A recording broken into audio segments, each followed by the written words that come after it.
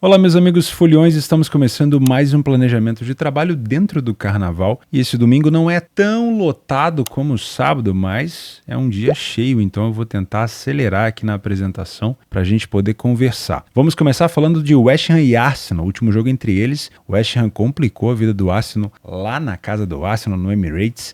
Na Alemanha, nós temos o Stuttgart enfrentando a draga do Mainz, ou o Mainz que está numa draga danada, né? O Stuttgart tem que vencer esse jogo se quiser continuar pensando em Liga dos Campeões. Afinal de contas, o Dortmund venceu o seu jogo por 3-0. É favorito, mas a gente vai ver um pouquinho mais a fundo o que o Stuttgart pode aprontar nesse jogo. Temos o Fenerbahçe na Turquia enfrentando o Alanyaspor, um adversário relativamente também acessível, e o Fenerbahçe tem que vencer, já que o Galatasaray venceu o seu jogo contra o Istambul Basaksehir. Em Portugal, nós temos duas pedreiras para os líderes. O Sporting enfrenta o Braga e o Benfica visita o Vitória de Guimarães e olha, dois adversários complicadíssimos. E vamos finalizar falando sobre Barcelona e Granada. Pelo visto, a briga do Barcelona nessa temporada vai mesmo ser para pegar uma vaga na Liga dos Campeões via fase de grupos, porque brigar pelo título está cada vez mais difícil. Meu nome é Theo Borges, eu espero conseguir te ajudar a fazer o melhor planejamento possível para esse domingo, dia 11 de fevereiro.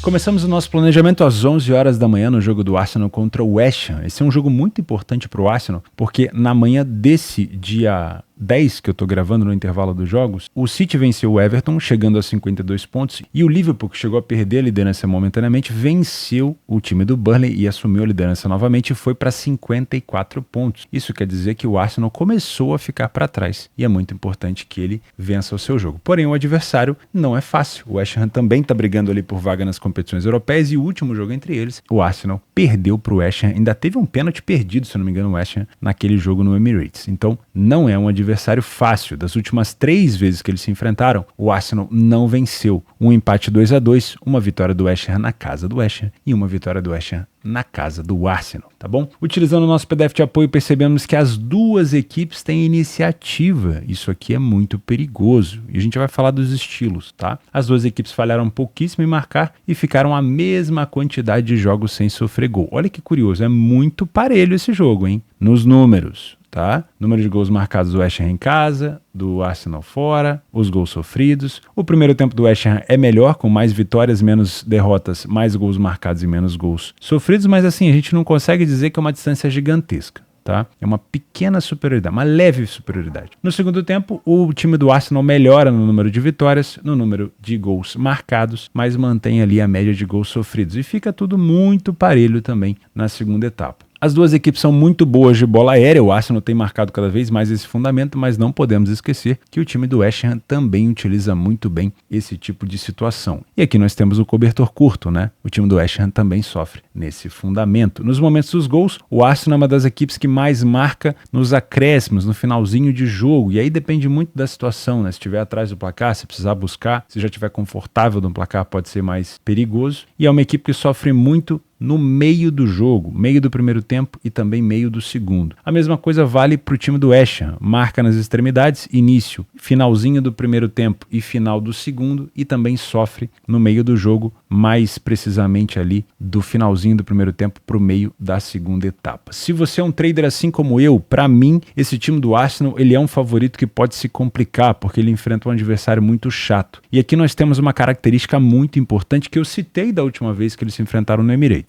O time do Arsenal, ele costuma jogar com a posse de bola, ele vai empurrar o adversário para trás, mas o time do West Ham não precisa da posse. Lembra desse comentário que eu fiz no jogo do Arsenal com o West Ham? O time do West Ham não joga com a posse de bola como predominância, como fator de predominância. Então você vai olhar para o campo e vai ver, poxa, só dá Arsenal. O Arsenal tá lá em cima, empurrando o West Ham para trás. Caramba, é muita superioridade. Porém, o West Ham joga sem a bola. E justamente nessas situações, quando ele cria um contra-ataque, acaba sendo perigoso. E também as bolas aéreas são muito perigosas. Então o fator posse de bola, nesse jogo específico do Arsenal, talvez não signifique tanto. Então toma um pouco de cuidado, é um jogo muito difícil de trabalhar aqui, correção de preço. Se você é um Panther, novamente, para mim é um jogo onde o Arsenal tem sim um favoritismo, mas os números são muito parecidos. O West Ham, sinceramente, tem a capacidade de complicar a vida do Arsenal, então se for para trabalhar alguma coisa a favor do Arsenal por aqui, que seja com uma cotação mais valiosa, mais justa, que te pague um prêmio maior. Esse tipo de cotação aqui eu não te indico. Lembrando, são 3 partidas que o Arsenal não consegue vencer a equipe do West Ham. Nos últimos jogos entre eles, somente em uma situação a gente não teve um ambas marcam sim. Existe sim essa capacidade, a gente tem uma cotação até bem interessante, dá até para pegar essa cotação mais alta, e eu gosto muito de pensar nesse over 1,5 num cenário de odd mais elevada, de preferência numa odd mais próxima de 2 para a gente ter uma relação de 1 para 1. Não duvido de um 2,5, mas a gente precisaria nesse 2,5, por exemplo, do Arsenal na frente. Eu acho que o Arsenal na frente seria mais interessante, talvez um West Ham na frente, ele queira se proteger. Os últimos jogos do West Ham dentro de casa, 1-1, 1-1, 0-0, 2-0 e 3-0, faz tempo que não perde dentro de casa, e os últimos jogos do Arsenal fora, marcou em quase todos, só não marcou contra o Aston Villa, mas tem sofrido gols em todas as partidas, então esse 2,5 também me parece sim interessante, desde que o jogo não esteja 0-0, né? De preferência que esse jogo esteja desempatado. 11h30 da manhã o Stuttgart enfrenta o Mainz, e antes da gente começar a falar sobre esse jogo eu vou pedir o seu like no vídeo porque ajuda demais da conta, e também fazer um convite para você que não é inscrito no canal para se inscrever e não perder nenhum conteúdo por aqui, tá bom? Começamos com a situação na tabela. O Stuttgart nesse momento ainda segura aqui a terceira colocação, mas o Dortmund já empatou com a equipe do Stuttgart e o Mainz está numa situação muito complicada na zona de rebaixamento. Então nós temos necessidade dos dois lados. Eu consigo ver o Mainz caindo para a segunda divisão, não estou conseguindo ver o Mainz buscando uma recuperação tão grande assim no campeonato, até porque a distância para o Union Berlin já aumentou. O Union Berlin venceu hoje a equipe do Wolfsburg por 1-0. O Union Berlin começou a colocar a cabeça para o lado de fora da água, começou a respirar depois desse momento horroroso, e o Mainz está numa situação muito complicada porque ele não consegue olhar para cima e ver uma equipe que está em queda livre. Na verdade, ele está em queda livre e muito dificilmente ele vai encontrar uma equipe para o substituir nessa posição na tabela, então talvez a gente veja o Mainz na segunda divisão do ano que vem. Vamos ver. O Stuttgart vem muito bem essa temporada, acredito que o Stuttgart, se mantiver esse ritmo, conseguiria pegar uma vaga para a Liga dos Campeões. O Leipzig vacilou hoje contra a equipe do Augsburg, a gente comentou sobre a possibilidade do Leipzig vacilar contra o Augsburg e ele acabou vacilando, então isso dá a possibilidade do Stuttgart abrir vantagem sobre a equipe do Leipzig. Eu nem vou dizer que o Stuttgart vai ficar na frente do Dortmund, porque o Dortmund está conseguindo bons resultados, mas se o Stuttgart conseguir ficar pelo menos à frente do Leipzig, ele já garante a vaga na Liga dos Campeões. Aqui, utilizando o PDF de apoio, se você não tem acesso ao PDF de apoio, fica o convite para você se tornar membro do canal. O valor é simbólico, você vai ter acesso ao PDF de várias competições, mais de 100 competições, e também vai ter acesso a vários outros conteúdos exclusivos, tá bom? Incluindo os acessos antecipados a todos os vídeos que eu faço, inclusive o Bom Dia Mercado, que sai um pouco mais cedo para você que é membro. Perceba pela coloração, eu gosto muito de utilizar essa coloração para bater o olho e já ter uma ideia do que esperar das equipes. Primeiro, a gente consegue perceber que o Mainz ainda não venceu nenhuma partida fora de casa. Foi a única equipe na Alemanha que, como visitante, ainda não conseguiu vencer nenhum jogo. É impressionante. Em questão de iniciativa, o Stuttgart saiu na frente em 60% dos jogos em casa e venceu 80% das partidas. A equipe do Mainz só saiu na frente em 20%.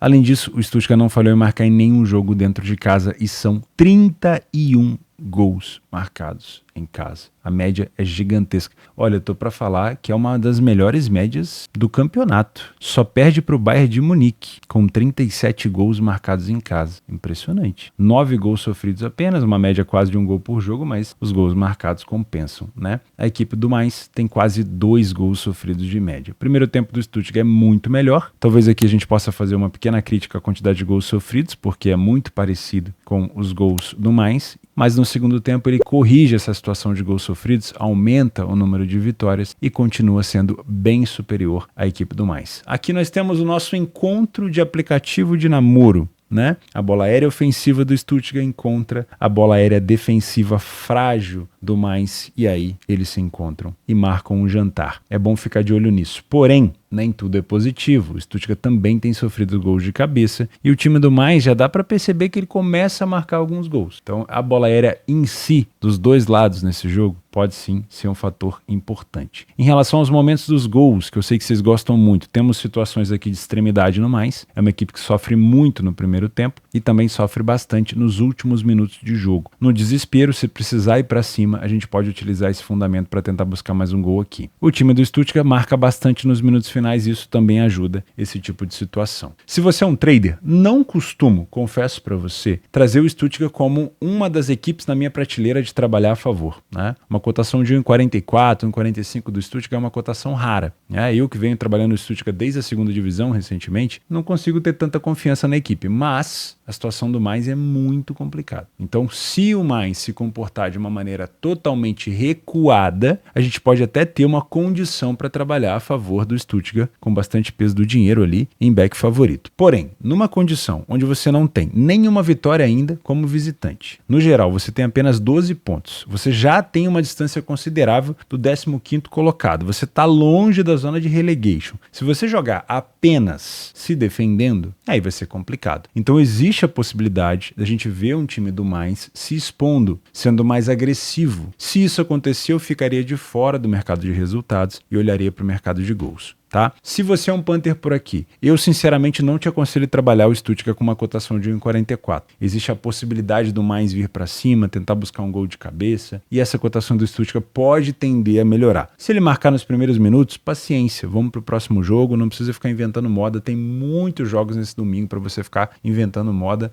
no jogo do Stuttgart. Agora, se ele demorar a marcar, se ele sair atrás do placar, dá para pensar numa possibilidade sim, para buscar uma recuperação, quem sabe, ou um gol tardio por aqui. Em relação ao mercado de gols, eu gosto muito de pensar em gols se o Stuttgart estiver na frente, porque nós temos uma situação de desespero e nós já vimos que o time do Mainz sofre bastante nos últimos minutos. Então, ao buscar uma recuperação, ao se expor para tentar buscar um empate ou para tentar reduzir a desvantagem, o Mainz pode acabar cedendo espaço e acabar tomando mais um gol. Então eu gosto muito de pensar nesse 1,5 ou quem sabe no 2,5, depende do cenário do jogo. Se o Stuttgart estiver ganhando por 2-0, por 1-0, desde que o Stuttgart esteja na frente é um cenário interessante sim para a gente buscar gols por aqui. Com a vitória hoje mais cedo do Galatasaray contra o Istambul Basaksehir, o Fenerbahçe precisa vencer o Alanyaspor para conseguir se manter na liderança. Nesse momento o Galatasaray foi a 66 pontos e colocou pressão na equipe do Fenerbahçe. O time do Alanyaspor está na 15ª colocação e como visitante venceu apenas 2 partidas. Como mandante, o Fenerbahçe é um dos melhores mandantes da competição, com 9 vitórias em 12 jogos. Das últimas vezes que eles se enfrentaram,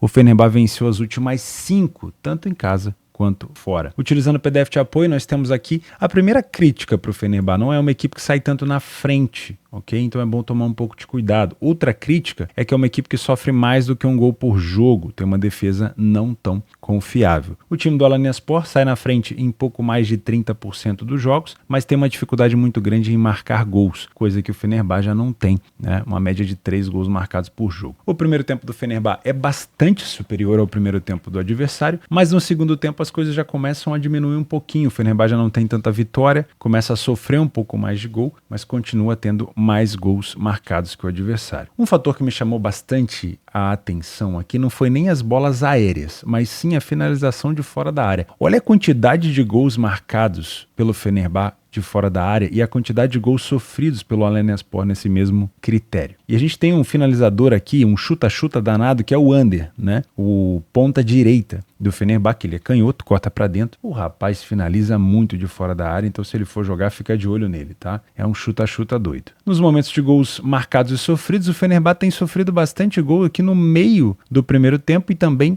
no final do segundo, assim como a equipe do Alanyaspor, que também sofre bastante no meio do jogo. Mas, olha que curioso, é uma equipe que marca mais de 55% dos seus gols fora depois do minuto 80. Então, se o Fenerbahçe estiver na frente do placar ou se o Fenerbahçe estiver ali no empate, é bom tomar um pouco de cuidado, hein? Porque a equipe do Alanyaspor vai para cima. Se você é um trader por aqui, não tem muito o que inventar. A gente precisa de uma superioridade muito grande para que esse preço a 1,22 estabilize. E com a estabilização a gente pode trabalhar de maneira relativamente tranquila, né? É sempre bom tomar um pouco de cuidado com a defesa do Fenerbahçe. Mercado estabilizado, andando de lado, você já sabe como é que funciona. Se você não sabe, faz o meu curso aqui embaixo para você aprender como que um trader consegue tirar valor de uma cotação tão baixinha como essa. Um punter não deveria utilizar essas cotações, tá? Não deveria mesmo, porque é o tipo de cotação que é feita já para ele perder dinheiro no longo prazo, para ele ficar só trocando dinheiro com a casa, porque esse tipo de cotação aí já está embutido o lucro da casa de aposta, tá bom? As melhores situações para você trabalhar trabalhar isso daí como um punter são as situações exóticas, eu já vou falar delas, tá? Mas só para fechar o assunto, se você é um trader, dá pra gente buscar aqui, dependendo, com uma boa superioridade do Fenerbahçe, estar a favor dele nos primeiros minutos ali do primeiro tempo. Se você é um punter, o melhor dos mundos é você trabalhar em situações mais exóticas, um Fenerbahçe atrás do placar para buscar uma vitória, uma virada, um Fenerbahçe que demorou a marcar no primeiro tempo e aí tá tentando buscar uma vitória lá no segundo, uma cotação mais alta, uns 70, 1,80, 2 é mais interessante, tá bom? Hoje o City, por exemplo, foi marcar com uma cotação quase de 1,70, 1,60 e poucos contra o Everton. Péssimo primeiro tempo do City, cotação esmagadíssima, e o segundo tempo o City conseguiu encontrar o seu gol. Não é muito mais favorável trabalhar com uma cotação mais alta do que ficar abraçando essas cotações esmagadas? Pois é. Theo, quero trabalhar a favor de gols. Fenerbahçe na frente, para mim, é a melhor opção. Além de dar muito espaço para o adversário, o time do Fenerbahçe pode aproveitar os contra-ataques. Nesse domingo, no Campeonato Português, tanto o Benfica quanto o Sporting, eu vou tratar como os dois líderes do campeonato, porque o Sporting tem um jogo a menos. Em caso de vitória nesse jogo, ele ultrapassa novamente o Benfica. Os dois líderes, o Sporting e o Benfica, enfrentam adversários extremamente complicados. O Sporting pega o Braga em casa e o time do Benfica enfrenta o Vitória em Guimarães. Então a situação das duas equipes é muito complicada e a cotação também é muito parecida. Vamos primeiro falar do Sporting, que enfrenta o Braga. Das últimas vezes que eles se enfrentaram, o Braga venceu a última, tivemos um empate, 2 vitórias do Sporting e mais um empate por aqui. Então, nos últimos 5 jogos, o Sporting venceu apenas 2 partidas, sendo que na última ele perdeu. Então, o Braga, sim, é uma equipe muito chata. Nos últimos jogos fora de casa, as 2 únicas derrotas do Braga foram para o Benfica e para o Porto, né? 2 grandes clubes aqui de Portugal. E em somente um desses jogos, o Braga não conseguiu marcar gol, que foi contra o Porto. Porém, em todos esses jogos, o Braga sofreu gol. E esse é um dos calcanhares de Aquiles da equipe do Braga. Sofrer gol demais. O Sporting é um time a ser batido, dentro de casa vem goleando a maioria das equipes, 10 vitórias em 10 jogos e vai ser complicado para o Braga também, não é só o favorito que pode se complicar por aqui, o Braga também vai ter uma bela de uma muralha para enfrentar. Não é só o favorito que pode se complicar por aqui, o time adversário do Braga também vai ter um trabalho muito grande para complicar a vida do Sport. Utilizando o PDF de apoio, a gente consegue perceber que as duas equipes se destacam muito na questão de sair na frente do placar, de gols marcados. O time do Sport em quase 90% dos jogos saiu na frente, não falhou em marcar em nenhum jogo, tem uma média de 3,2 gols marcados por jogo. É uma equipe realmente muito forte. O time do Braga saiu na frente em 60% dos jogos, também tem uma média de gols muito alta, de 2,4 por jogo, falha pouquíssimo em marcar, porém tem uma complicação na parte defensiva, tem uma média de gols sofridos quase de 2 gols por jogo. No primeiro tempo, o time do Sporting chega a 70% de vitória, 15 gols marcados e apenas 1 gol sofrido. Já a equipe do Braga não consegue ter tantas vitórias, tem bem mais derrotas e não consegue marcar uma quantidade tão alta de gols. No segundo tempo, o Braga melhora muito, aumenta bastante o número de gols marcados, inclusive passa a equipe do Sporting, porém continua sofrendo muito na parte defensiva, então por mais que seja um segundo tempo parelho, a gente tem que tomar cuidado com essa defesa do Braga. Nas bolas aéreas são duas boas equipes ofensivas nesse fundamento, mas na parte defensiva o Braga tem sofrido um pouco mais de gol. As duas equipes marcam bastante de fora da área. Nos momentos dos gols, nós temos o Braga com mais gols sofridos no segundo tempo e mais aceleração nos últimos minutos de jogo, quase 55% dos gols marcados depois do minuto 70. Já a equipe do Sporting tem um número de gols bem distribuído, os gols sofridos ficam mais aqui no segundo tempo, no meio da segunda etapa. Se você é um trader por aqui, eu tomaria muito cuidado com o Braga, por mais que o Sporting esteja num momento excepcional. O time do Braga é uma equipe muito traiçoeira e pode complicar a vida do Sporting. Porém, se o Sporting estiver num bom dia, se o sueco artilheiro Viktor Gyökeres estiver num bom dia, vai ser complicado para o Braga por aqui, tá bom? Gyökeres para marcar, Gyökeres para finalizar no gol é sempre uma boa opção, porque é um cara que sempre se apresenta ali na parte ofensiva. O Pote também é um jogador muito forte, o Edwards também é muito forte, enfim. O Sporting, se tiver com um plantel completo aqui, o Braga vai ter trabalho. Eu trabalharia 100% numa leitura de jogo. Se você é um punter por aqui, essa cotação mais alta do Sport não costuma acontecer em outros jogos. Por quê? Porque o adversário realmente é muito chato. Então, se o Braga tem a capacidade de marcar gols no Sport, se nos últimos jogos o Braga tem conseguido vencer ou empatar com o Sport, eu prefiro esperar uma cotação mais valorizada. Então, se você que quer trabalhar a favor do Sporting puder esperar esse tipo de situação, sinceramente eu eu acho melhor, tá bom? Gosto de pensar no mercado de gols se a gente tiver um jogo desempatado. E claro, o 2,5 para mim é uma das melhores opções, mas eu gostaria de uma cotação bem mais elevada, talvez até maior do que 2 para compensar esse risco. Jogo empatado 0-0, eu tô fora. Eu sei que o jogo do Benfica, ele é depois do jogo do Barcelona, mas eu quero continuar no raciocínio aqui do Campeonato Português. A gente já volta para falar do Barcelona contra a equipe do Granada. O time do Benfica enfrenta fora de casa o Vitória em Guimarães. E o time do Vitória é um time extremamente chato. Assim como o Sporting pega um adversário chato, o Benfica também enfrenta um adversário chato. É só perceber aqui as posições na tabela. O Braga tem 40, o Vitória tem 39, então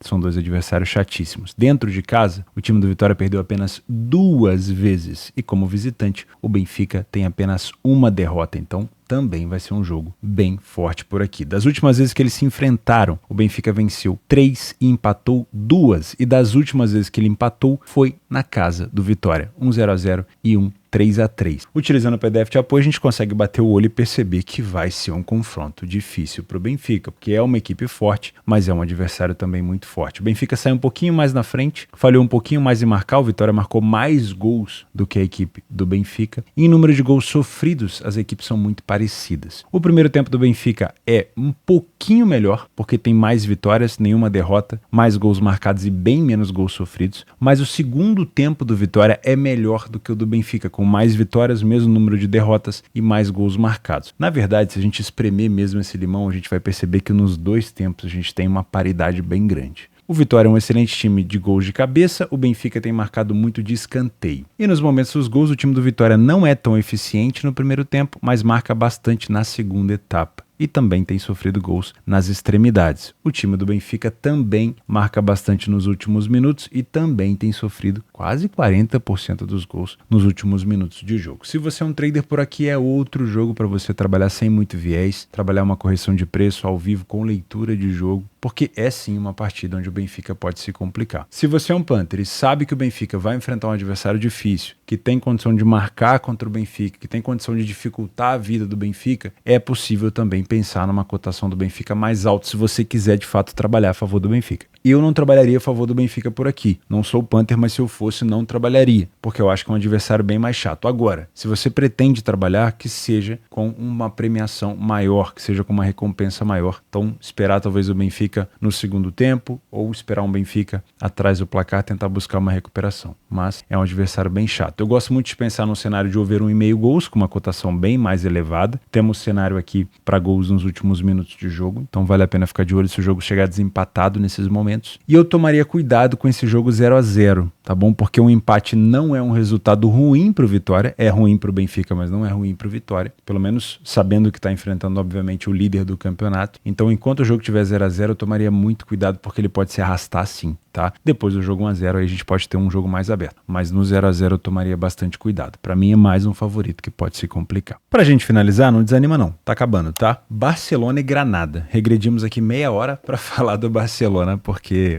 o Benfica tinha ali uma sinergia com o jogo do Sporting. O Barcelona começa com uma cotação de 1,22, né? Uma cotação de uma equipe que não vem bem, que não é confiável, que até venceu no último jogo, mas é uma equipe sempre muito difícil de confiar, pelo menos enquanto o Xavi estiver por ali. Eu tenho uma dúvida, né? Eu comentei com vocês recentemente como que a equipe se comporta com um treinador que já anunciou a sua saída, né? Mas enfim, o último jogo do Barcelona foi uma vitória contra a equipe do Alavés, até que foi uma vitória, vamos dizer assim, contundente contra um adversário chato. O time do Granada está aqui na 19ª colocação, com apenas 2 vitórias. E como visitante, é uma das piores equipes do campeonato. Junto com Cádiz e com Almeria, foram as únicas equipes que não conseguiram vencer fora de casa. Então é obrigação do Barcelona vencer esse jogo. Até porque o Real Madrid acabou de vencer o Girona e deu uma coça no Girona por 4-0. Abriu 5 pontos de vantagem na liderança. Não, dificilmente, né? Não dá para dizer impossível no futebol, mas é muito improvável que seja alcançado por alguém. Então o foco do Barcelona por aqui vai ser buscar uma vaga na fase de grupos da Champions. Afinal de contas, o Bilbao tá ali chegando, o Atlético de Madrid também tá ali, então o Barcelona precisa dessa vitória. Contra o Granada, a gente consegue perceber que o Granada não tem nada de bom. Uma equipe que sofre gol em todo jogo, tem dificuldade de marcar, não saiu na frente nenhuma vez fora de casa e não venceu nenhuma partida. sofrido. A equipe do Barcelona em 67% dos jogos foi o primeiro a marcar, venceu 75% das partidas no seu estádio, atualmente manda o jogo no Estádio Olímpico, não falhou em marcar em nenhum jogo e em 50% dos jogos passa sem sofrer gol. O time do Barcelona marcou 25 gols, que dá uma média de 2 gols mais ou menos por jogo, mas a defesa não é confiável, como a gente já falou, é difícil confiar no Barcelona, sofreu uma média de 1,3 gols por jogo em casa. O time do Granada tem 2,18 de gols sofridos, então a gente tem aqui praticamente um espelhamento, né? A quantidade de gols marcados pelo Barça e a quantidade de gols sofridos do Granada. Olha esse primeiro tempo do Granada. Eu costumo criticar bastante o primeiro tempo do Barcelona. O Barcelona é muito ruim no primeiro tempo, mas o Granada é tão fraco na primeira etapa que o Barcelona consegue ser melhor. Mais gols marcados, menos gols sofridos, mais vitórias, menos derrotas. Impressionante uma equipe que chega a 82% de derrota no primeiro tempo. Melhora um pouquinho no segundo, mas aí também melhora o Barcelona. O Barcelona marca mais gols de cabeça e o time do Granada tem sofrido mais gols nesse fundamento. O time do Barcelona, se enfrentar uma equipe mais compactada, que é o provável que aconteça, pode utilizar do fundamento de finalização de fora da área, porque o Granada tem sofrido bastante nesse fundamento. Outra situação curiosa são os gols marcados no finalzinho do jogo. O Barcelona marcou 65% dos seus gols depois do minuto 61 e sofreu mais de 50% depois do minuto 71. O time do Granada marca bastante também nos últimos minutos de jogo e tem sofrido mais depois que muda ali do primeiro para o segundo tempo. Se você é um trader por aqui, olha, se o Barcelona não ganhar do Granada, a gente, tem todos os motivos do mundo para achar que o Barcelona, se bobear, nem para Champions vai. Porém, se o Barcelona colocar a bola no chão, conseguir empurrar o Granada para trás, utilizar bastante da finalização de fora da área e não permitir os contra-ataques, dá até para a gente trabalhar num back favorito no Barcelona por aqui, né? Se você não sabe o que eu estou falando, de novo, utiliza aqui o meu curso aqui embaixo, aprende a fazer o trade. Se você não tem conta na Betfair, a maior bolsa esportiva do mundo, eu vou deixar o link aqui embaixo para você aproveitar um bônus de aprendizado sem rollover, tá bom? E se você é um punter, eu não vou te indicar essa cotação do Barcelona. Eu sei que o Barcelona tem a tendência de vencer, mas o melhor para você que quer trabalhar seco aqui na vitória do Barcelona é uma complicação da equipe. Seja um Barcelona demorando a marcar o primeiro gol, seja um Barcelona atrás do placar. Se quiser trabalhar gols, o melhor dos mundos é o favorito na frente. Afinal de contas, a gente tem uma situação bem complicada do Granada, que pode estar caminhando aí rumo à segunda divisão. E como a gente tem o Barcelona acelerando muito nos últimos minutos, se o Granada vier para cima, a gente pode pensar, quem sabe, num over limite por aqui. Para a gente finalizar, vamos aos nossos jogos extras. Prováveis vitórias do favorito, já falamos do Stuttgart, tem o PSV contra o Volendam, o Fener contra o Alanyaspor. Coloquei até o Corinthians contra a Portuguesa, porque o Corinthians mudou de técnico e não tem nada mais rápido para dar resultado numa equipe do que a queda de um treinador. Vamos ver se comprova isso daqui. O Feyenoord enfrenta o Rotterdam e o Barcelona enfrenta o Granada. Cuidado com as cotações esmagadas, tá? Prefira pegar essas cotações mais altas. Favoritos que podem se complicar: o Arsenal pega o West Ham, o Atalanta pega o Girona, o Sporting enfrenta o Braga, o Milan pega o Napoli, é favorito o Milan, mas pode se complicar, e o Benfica pega o Vitória. Jogos para gols, temos o Kiel contra o Schalke. O Kiel perdeu a liderança e vai enfrentar um Schalke aqui que busca recuperação. O Furt, que também já teve ali nas lideranças e agora caiu um pouquinho, pega o Hertha Berlim. Heerenveen contra o Ajax e o Hoffenheim contra o Colônia, de preferência com o Hoffenheim na frente do placar para a gente buscar gols. Jogos para correção de preço, temos Aston Villa e United. O Aston Villa no último jogo contra o United lá na casa do United, no Old Trafford, perdeu de virada por 3-2 e também foi eliminado agora da FA Cup pelo Chelsea, tomando um cacetinho de 3-1. Pode ser um bom jogo por aqui, viu? Gosto muito de imaginar um jogo até parelho para trabalhar correção de preço mesmo, mas se bobear, pode até ser um jogo bom para gols. Sevilha e Atlético de Madrid. O Sevilha venceu o último jogo, coisa rara de acontecer, né? Venceu o Vallecano, e o Atlético de Madrid vem de uma derrota no primeiro jogo da semifinal da Copa do Rei contra o Bilbao. E temos a final da Copa das Nações Africanas. O Catar acabou de ser campeão da Copa da Ásia contra a Jordânia e agora a Nigéria enfrenta a Costa do Marfim. Costa do Marfim joga em casa, hein? Não sei se isso pode valer de alguma coisa. Dos jogos extras, Fiorentina e Frosinone, St. Mirren e Celtic na Copa FA Cup, né? Na Copa da Escócia. O Mirassol enfrenta o Santos, na verdade o Santos que enfrenta o Mirassol, o Santos vem bem, e o Internacional enfrenta o São José. Muito obrigado pela sua companhia. Juízo, segue com juízo nesse carnaval e não acabou ainda, então siga tomando bastante água e, óbvio, usando proteção. Um abraço.